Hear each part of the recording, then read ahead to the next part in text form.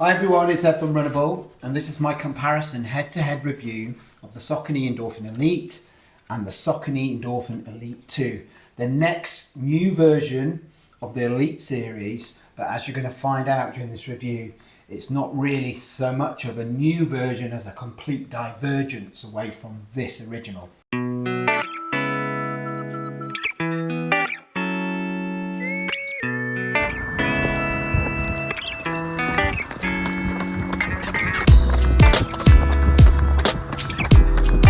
Hi everyone, it's Ed from Runnable. Hope you're all doing well. Today I'm going to do a quick video about the Endorphin Elites, the version 1 and 2.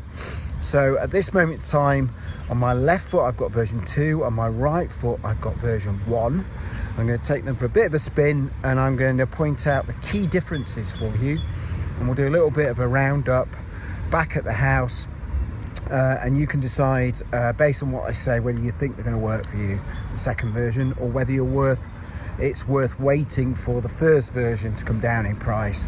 At the moment they're both around about the 280 mark. I guess the originals are going to come down soon.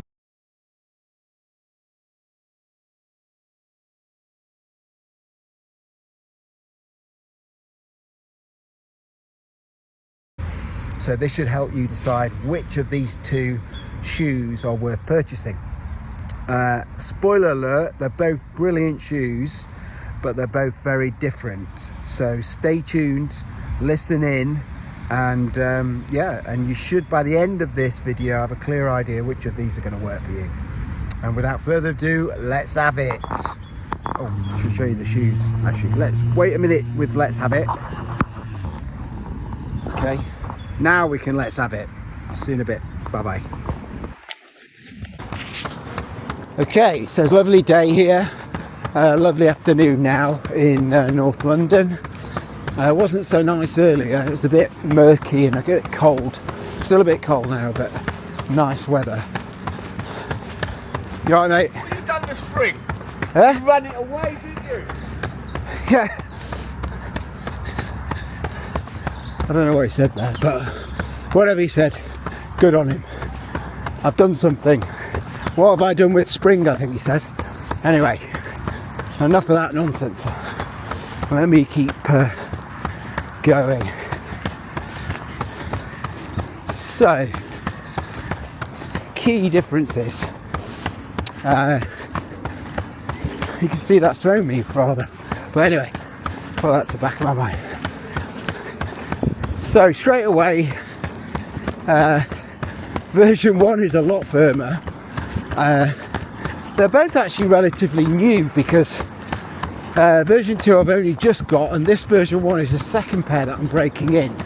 I've run about, I think about 15 miles in them, so I'm breaking them in. So it gives you a good idea of what they're like, both like relatively new. Right. Let's go up a hill with them both.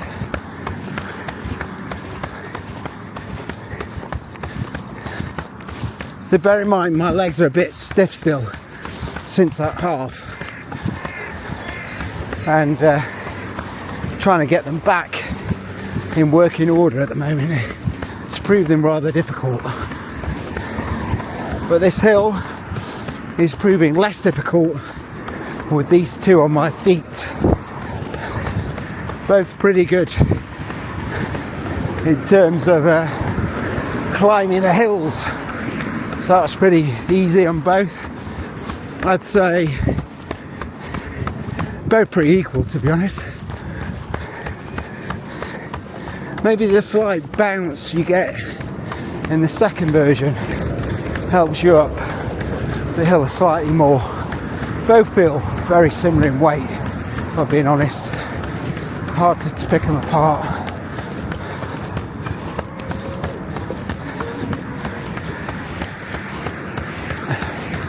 Right. And like I said, the main differences are how firm the OG is to the new version. But firm does not necessarily mean worse, just means different. So if you like a firmer ride, you're going to like the OG more than the version 2. So might as well get that out of the way straight away. If you bought the original, love the fact it was a bit firmer, and with that you get the nice roll through with the rocker. So that's another difference. Because it's softer foam, I feel my foot doing a bit more work in version 2, and less. I feel like the rocker, although aggressive, is less aggressive in terms of keeping my toes in that weird unnatural angle that you got when you ran in the first version of the shoe. I mean, I'm a bit spoiled with running shoes. I've got a lot right, but I'm quite glad I own these two shoes because they are so different. They look a bit similar, but that's about where it ends, because I like this firmness that you get in the Elite for running these shorter distances, because it's very poppy and you know, you get that firm but really responsive aggressive ride. And then you've got this softer version 2, which are very comfortable, still fast, but a lot more bouncy, perfect for doing the longer miles and doing your longer races. So the two kind of go hand in hand, but like I said, there are some key differences. Obviously one's a lot softer. The softer one is less stable, V2. That's just, you can feel that when you're running them. I think because V1, Endorphin Elite V1 was so stable, it was one of the most stable racing shoes out there, decent wide platform, and you just feel like you don't have to worry about your foot strike whatsoever in this shoe. It feels so good to run in. Whereas the V2 feels nice and bouncy and soft, cushioned. But you do have to be a little bit more careful with your foot strike, because there's potential for lateral and medial movement, and obviously ankle injuries and foot injuries. And I do feel like it's a little bit more taxing on your foot, version 2. So those with toe mobility issues, again, version 1 I think is better. My toes are doing very little work, my feet are doing very little work in this shoe, and for some that's going to be good news. I do actually quite like my feet to be somewhat engaged, so I quite like the feeling of version 2, although they're a little bit sore at the moment since that half marathon, but that's to be expected. Okay, in a minute we're going to up the pace and see what these two can do. Okay, let's go. So in a minute we're going to up the pace and see what these two shoes can do. So let's count us in. 1, 2, 3, let's go.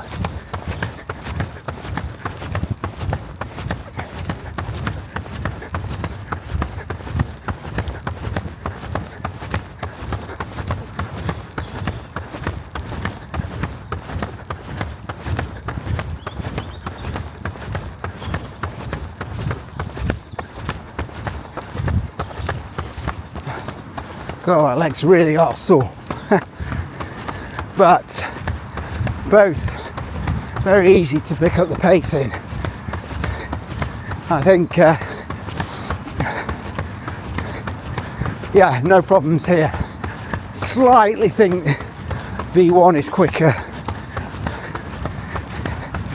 but we'll have to do a proper pace test to check that out. But that was both pretty good, up in the pace, and that's because you get that in version 2, you get the nice bounce and responsive rocker, and with version 1 you got that firmer ping and that rocker that throws you forward a bit more because of how firm it is. It rolls you forward. very much a cruising shoe. But yeah, both pretty rapid, to be fair. Let's do a bit of heel striking in both now. Let's see what they're like.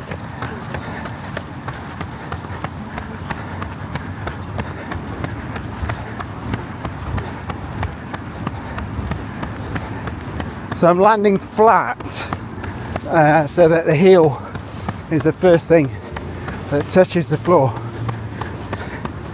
And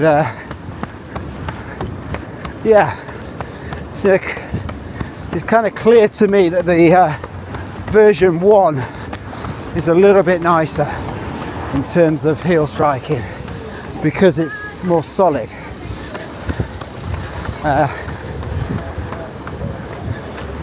So yeah, that's definitely the winner there for you heel strikers. Felt a bit more natural, better transition from heel to toe, to forefoot rather. So yeah, that was good. And now let's do a quick summary of the shoes. So if you want a nice soft bouncy ride where your feet have to do a bit of work, you've got no toe mobility issues, you value comfort over efficiency, you still can go fast in this shoe. It's just not one of these shoes that's all you can do. You know, you could go a bit slower in this shoe. Whereas I feel like with the Endorphin Elite, very much the original, a lot firmer. I wouldn't fancy going slow in this shoe. It's going to be really sore on your feet. And it's designed for going quick, and like its name suggests, I think this one was definitely more with an eye of faster runners in mind. So I think what Saucony have done by softening up the foam, it's a different foam altogether. I should mention it's not PEVA this time. In version 2 it's TPPE. They've made a shoe that's more accessible to more people. That said, I'm going to contradict myself slightly here when I say that the original is a little bit more stable and a little bit better for heel strikers, but because of how firm it is, it's going to be more accessible for you quicker runners, I feel. And that's the end of the comparison. Let's do a proper debrief and you can have a look at my vegetation that needs cutting now, and I'll see you later. Let's have it. Bye bye.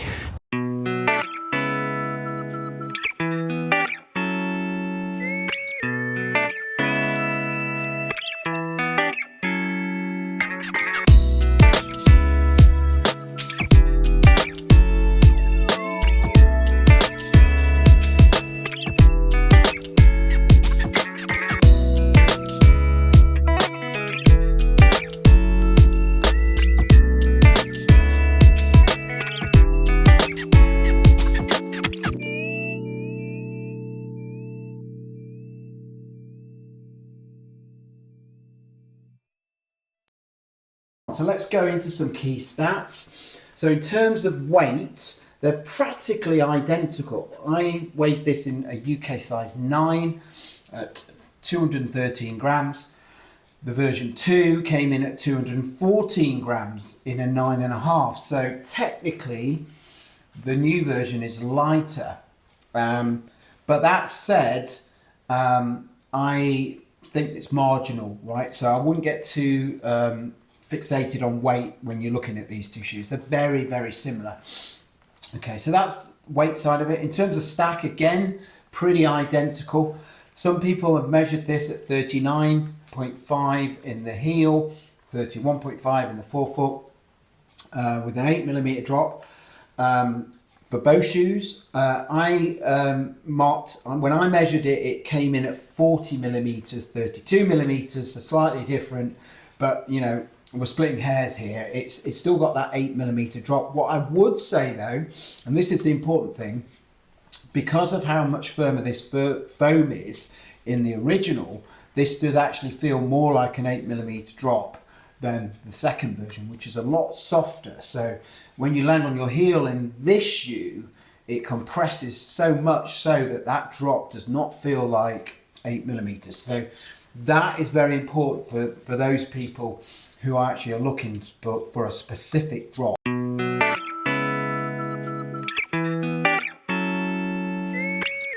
In terms of the uppers, both have got a very lightweight mesh. In the original, you've got quite a wide forefoot area that doesn't taper in too much. It's fairly malleable upper, which actually extends to your foot shape, which is quite nice. Of all the kind of racing shoes, often this was seen as one that would actually fit people with wide feet, which was quite good for me. I used this in a marathon, Berlin Marathon last year, and in terms of the fit of the upper, you know, it worked really well for my wide foot. I've also got quite big toes, so the volume was fine in this shoe as well. In the original, I got very good lockdown. In fact, this kind of elasticated heel, which you can see it's got these straps to keep it in place, actually works very well. It's an easy way of getting the shoe on. You pull back, and then once your foot's in place, it snaps back and locks your foot. In fact, the only problem I had with this upper, you know, whatsoever, was the tongue. The tongue is kind of a weird, kind of thin material with lots of holes in it, which gets very bunched up, and smoothing it over can be quite tricky.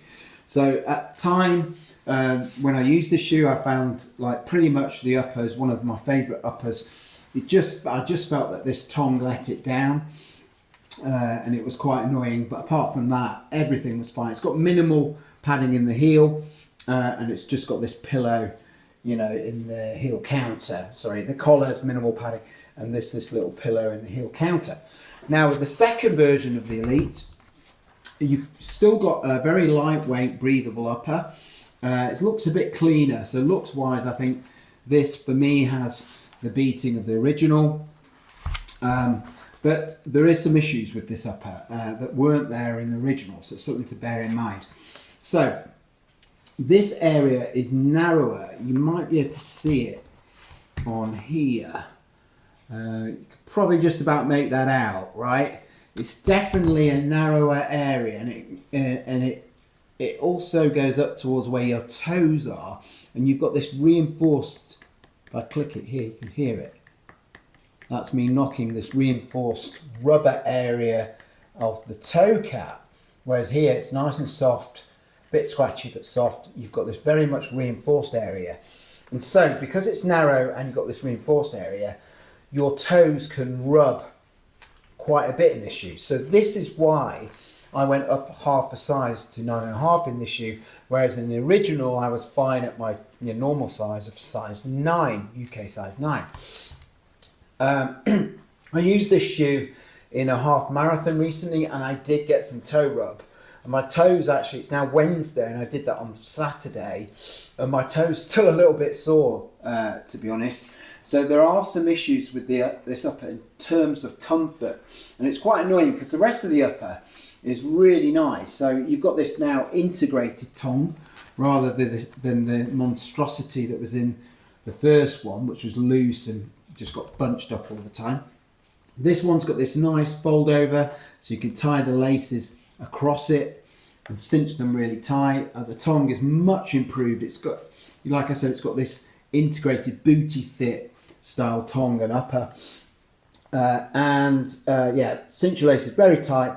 And the lockdown was equally as good in this shoe as it was in the original. And again, you just got this kind of heel pad here. And instead of those elasticated straps that you had in the original, you've got this kind of almost like rubber membrane which grabs your heel. I think it's a really good idea. So I like to see this in more racing shoes because it really does give you good lockdown.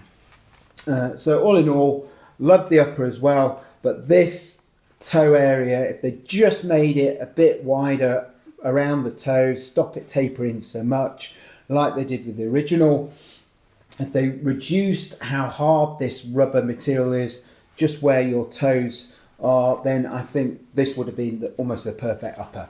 But because of that reason, I'm going to say that the original upper was, I think, is slightly better because I didn't have any of those issues. So I'd give the original upper 4 out of 5, and I'd give this one, I'd mark it down half a mark, 4 out of 5, excuse me, just because of that toe issue. And that's a big issue for some people, and the fact that it made me go up half a size, I think, is not good from Saucony's point of view.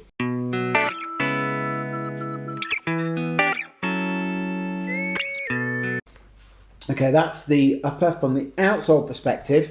You can see both have got okay rubber coverage. Both have this area of exposed foam. I would say in terms of grip, the version 2 has got a better grip. I've used it now, like I said, for a half marathon and a training run, and the grip I quite liked in this shoe. I know other reviewers have said it's not that good. I think it's perfectly fine. I think it's maybe just slightly worse than, say, the Hoka Cielo X1 2.0, but very passable in terms of a racing shoe grip. This shoe, on the other hand, the original, I had some slippage on my Berlin Marathon when I was going through the water stations. Not the best.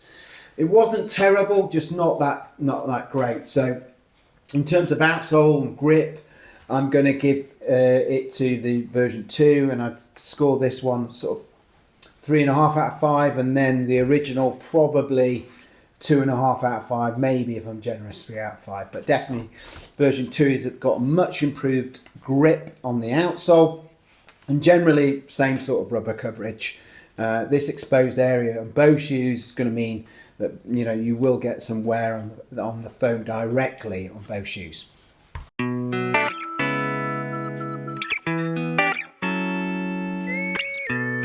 Okay, now the midsole, this is where it all changes dramatically, apart from the geometry, which we'll talk about first. So geometry is quite similar.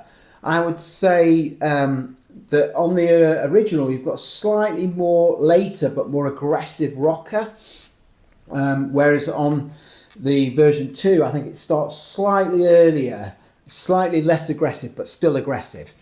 I remember on the version 1 that my toes felt always like they were in this position, like curled upwards. And by the end of the Berlin Marathon, that had quite an impact on my foot and my toes, keeping it in an unnatural position like that. So it was quite a difficult angle. You need really strong toes and really strong feet to cope with that over 26 miles. Whereas this shoe, I felt that it was slightly dumbed down, the rocker. It's still aggressive rocker, don't get me wrong, but it isn't quite as taxing on your feet as this one. But the other reason it's not quite as taxing on the feet is the midsole is super soft and bouncy, whereas the original was on the firmer side.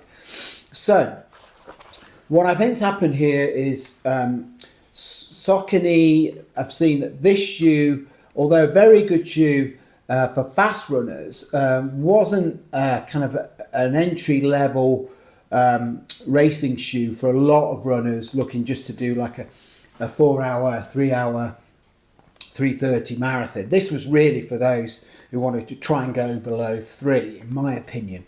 Although, you know, I'm sure you'll correct me if I'm wrong here, but I think most people who bought this shoe were thinking about going flat out and looking for some serious fast times.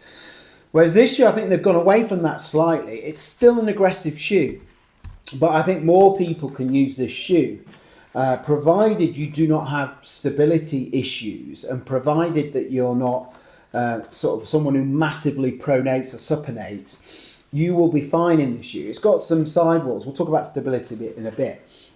But by and large, because of how soft it is and it's slightly less aggressive, I think this shoe will work for more runners. But again, like I said, provided you've not got those stability issues. Otherwise, this soft foam may actually cause you more worries than this aggressive, firmer foam you got in the original. So I think just bear that in mind. They are very, very different experiences, apart from the geometry. But the foam, this IncrediRUN foam, which is like the TPPE, is completely different to this PEBA foam, this PowerRun HG that was in the original Elite.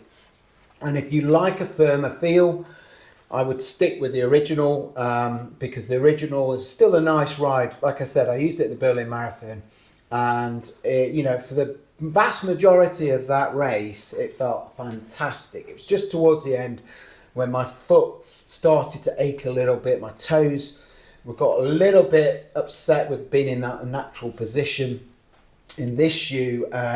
So you won't get that in this shoe. This will support you. It'll be a really cushioned midsole for that, for those marathons or those half marathons. But you may have some issues concentrating all the time on foot strike because of how soft it is and the chances of you going left, medially or laterally, left or right, you know, because of how soft and unstable this could be. Okay, so that's the midsole. So if we're going to rate them, it's very difficult to rate them.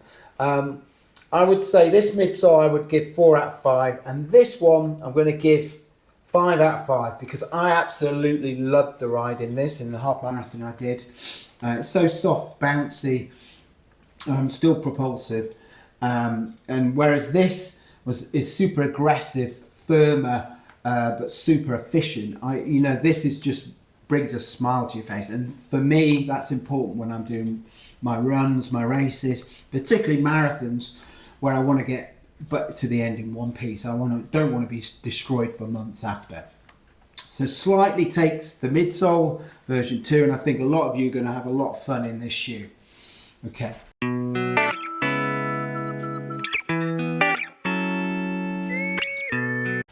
Let's talk about some other categories now. So let's go into one that's very hard for me to judge, but we'll, you know, the category I want to talk about is speed. So which of these two is quicker? And I'm going to get straight to the point here. I think for half marathon or marathon, it could well be a very even contest. But for anything slightly shorter than that, like 5K and 10K, I would give the edge to the original. I think the original is just slightly quicker, firmer, more efficient. You get that really nice toe off and spring with this firmer foam. Whereas with this shoe, over those short distances, you sink slightly into the foam and you're having to use your foot a little bit more, and so you need a bit more foot strength. And I just feel like this is probably slightly efficient shoe over those shorter distances, but this one I think over the longer distances will massively pay you back with it being so comfortable and just a lovely shoe and experience to run fast in. Both very fast shoes, slightly going to give the edge to the original here. So if you like this with your 5 and 10Ks, you might want to stick with it, to be honest. And I'm going to give the edge to this one, so I'm going to give this one pretty much 5 out of 5 for speed. It's one of the fastest shoes out there. This one 4.5, but remember what I said, if you're going to go long in your races, then it may well be that this, like the tortoise and the hare, this actually comes up on top in terms of speed, because of how well protected your foot is over those longer distances.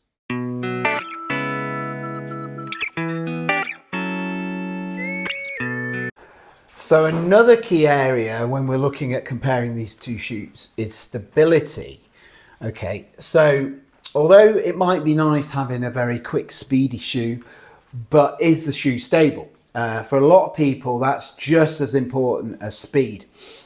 And even though they're racing shoes and you want to go fast in them, you've got to be able to be sure of the shoe that you're running in to make sure that you're comfortable and you're not always second guessing or worrying about whether you're going to roll your ankle or something like that. Okay, so that's where it gets interesting with these shoes. So the original Endorphin Elite is one of the most stable carbon racers out there on the market. And that's largely to do with a few things. So it's got quite a wide base, you know, to land on. So those of you, and that goes throughout the length of the shoe. So those of you that landed on forefoot or midfoot or heel, in this shoe, it was pretty good landing pad. So it meant it was quite a stable shoe to run in. You've got this these sidewalls here that kept your foot locked in, that center path technology that made sure that you didn't sway too much medially and laterally in this shoe. And the firmness of the foam combined with the plate meant that it was quite a rigid, stable ride. You didn't get a lot of the foam moving you left or right because it was too soft. So all in all, lots of people who did like this shoe liked it because it was fast, but also it was a stable shoe, one that they felt really comfortable, didn't have to worry about their foot strike all the time, and in general could trust this shoe. Now with the new version, the Endorphin Elite 2, you've got a different scenario altogether. This soft foam means that although you get a comfortable, energetic, bouncy ride, what the price you pay for that is a less stability. Okay. Now I said earlier that potentially this shoe has become more versatile, more runners can use it because it's not geared for just elite runners. But there is a kind of contradiction to what I said there, which means that those of you who have stability needs, those of you that have ankles that you're worried about, those of you that like a very sure foot strike so you know exactly what's going to happen, you might find this shoe a little bit too wild.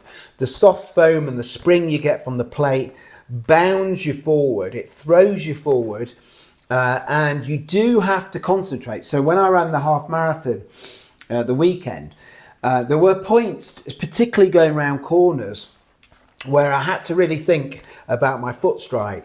Whereas in the original, you know, throughout the whole of the Berlin Marathon, I didn't have to really worry about that. That said, if you were planning to use this on one of those big, wide road, straight road marathons like Berlin or Chicago, you know, those type of courses, then this on the straights is an amazing shoe, and it doesn't feel that unstable, to be honest. The main issue with this shoe, the version 2, is when you're cornering tight corners. That's when it feels a little bit like you're going pronating or supinating, depending on how you foot strike. And those of you that land on the heel, although you've got quite a wide heel, and it's got quite a nice sole flare, as you can see here, this area either side, you do feel like, if you're a heavier runner, you do feel like you're really compressing that foam, and it can throw you a little bit off kilter, left or right. Whereas the original, which maybe is slightly, not quite as wide, maybe the original, maybe it is wide, just similar sort of width actually, it probably had less sole flare than the new version, but because it was firmer, it felt far more stable to land on the heel and transition through to the forefoot. So I would say with stability wise, the old version definitely takes it, and takes it by quite a way actually. So I'm going to give this 4.5 out of 5 for stability. They're only marking it a half mark down because of how aggressive the shoe is, which means at certain points when you're tiring, it can feel a little bit too much to try and keep up with this shoe. Whereas this shoe is far less stable, particularly going around corners. So I'm going to mark this at 3 out of 5. So those of you with stability needs, particularly you heel strikers, you heavier runners, and if you're likely to pronate or supinate when you land, I would say this probably is not the shoe for you, and you should be looking at other options, and maybe the original would be a better bet for those of you that are chasing fast times. So that's stability.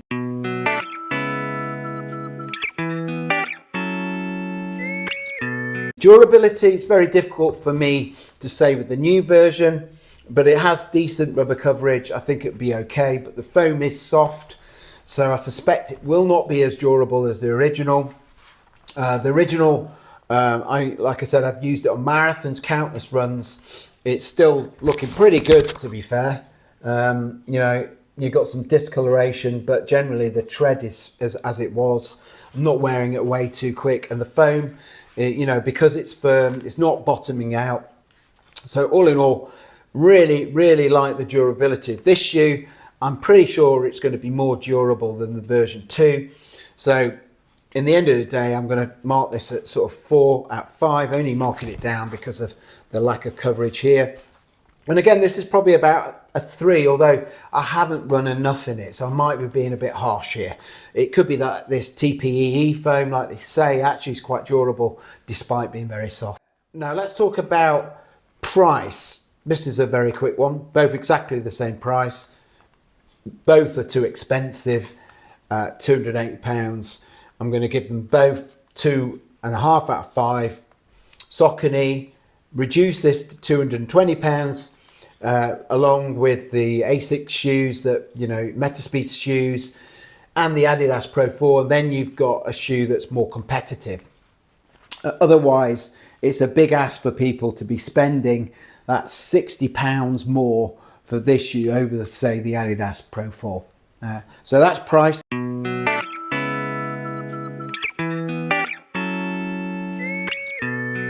Comfort, only one winner with comfort. Version 2 is far more comfortable than the firmer version 1. It's so nice and soft and bouncy. I wouldn't say it's the best shoe for going slow in, but you could go slow in, whereas this shoe I never wanted to go slow in. I just felt it was too firm, and I could feel the pressure on my feet all the time in this shoe. It just wanted me to go quicker. Whereas this shoe, it's better at quicker paces, feels more natural at quicker paces, but if you go slower, all right, it feels a bit weird, but it's not going to have too much of a problem on your feet and legs because of how soft and cushioned it is. If I wanted a shoe out of the 2 to get me under that 3-hour mark in the marathon, but to get me there with comfort and the security that I'm not completely destroying my legs, I would pick this version 2 every day of the week over the original. And that's despite running a 2:56 marathon in Berlin in this shoe. I've got that much confidence that this will be a really good marathon shoe for those reasons, and comfort being one of the biggest reasons. I would say this shoe every day of the week for comfort. So this is a 5 out of 5 for me for comfort, as long as you don't have stability problems that could cause you ankle issues. And this one was never the most comfortable shoe, and that was part of the reason you don't see it on everyone's feet in marathons. When you see people with this shoe on lining up against you, you know they're probably quite quick and aggressive runners. And so, you know, the price that comes with that is the lack of comfort and the firmness that you feel in this shoe. So 5 out of 5, 3 out of 5, that's my verdict on comfort.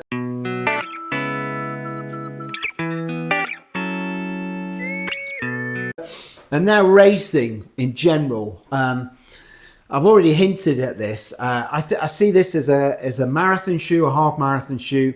You could run 5Ks in this shoe, and I will test out its pure speed.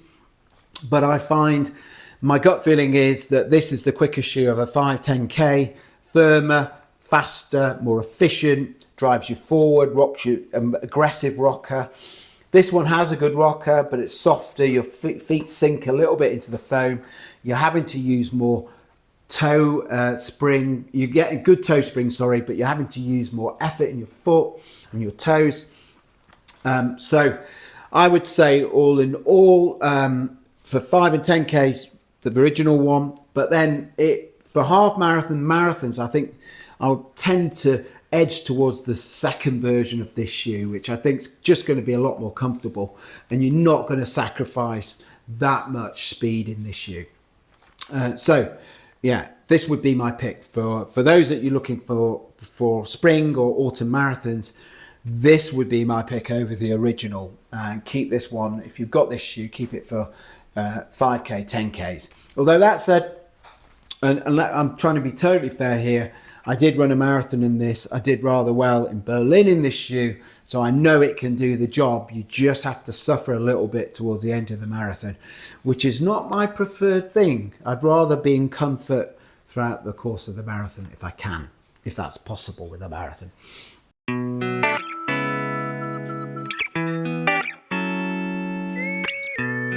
That's pretty much it. If I had to pick one, My personal preference is a soft, bouncy, crazy ride. I love the Primax Strung.